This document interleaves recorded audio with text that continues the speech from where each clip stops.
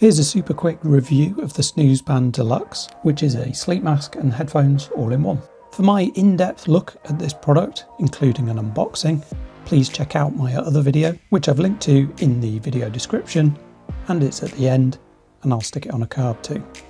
I've been testing this out for a few weeks now, including a quick trip to Rome where I went with the family, and that was a real test of its capability to block out unwanted sounds.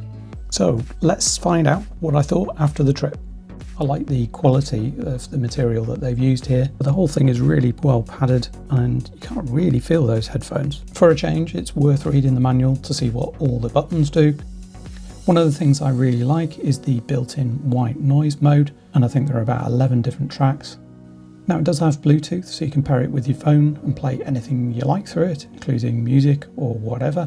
I've actually been pleasantly surprised by the quality of the audio coming from it, and it does what it's supposed to do. It does help block out the sound at night, and it did feel like it was doing the job.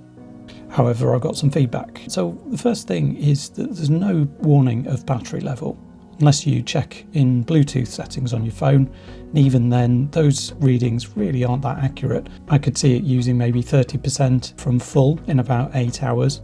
But later on, maybe it would report 20%, dropping to 10% almost immediately, and then went off a minute later. So I would suggest charging this nightly, otherwise it's going to cut out during the night when you least expect it. It would be good if it read out a percentage of battery remaining when you turned it on, but I don't think it would be that accurate either. The battery could be a bit larger without affecting the weight too much, and then at least you could go 2 nights without charging. I used the white noise tracks for a few nights in a row. It does remember which white noise track you were using, but not the volume level, so you have to set that each time, which is a bit annoying. The white noise tracks that I tried looped after about 1.5 hours, but it's not a subtle transition. It cuts out and then starts up again, and it woke me up nearly every time. The timed cutoff just cuts out, which also woke me up.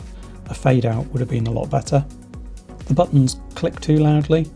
I had feedback from the family that they heard me adjusting the settings during the night. If you do turn over a lot, it does tend to twist the band around, so you end up having to adjust it to get the headphones back over your ears fully. In spite of these downsides, it does do what it's supposed to do. It was a really close call about whether I was going to send it back though, because £55 is a fair amount of money for something that's a little rough around the edges. I have decided to keep it, since as long as you charge it every night, the battery won't be an issue, and then using Bluetooth with your phone and using an app cancels out a lot of the other feedback I had. It just negates the benefit of having all the white noise tracks built into the headset, which is a bit of a shame. I hope you found this review useful. Let me know in the comments if you've got any questions. Thanks for watching, see you next time.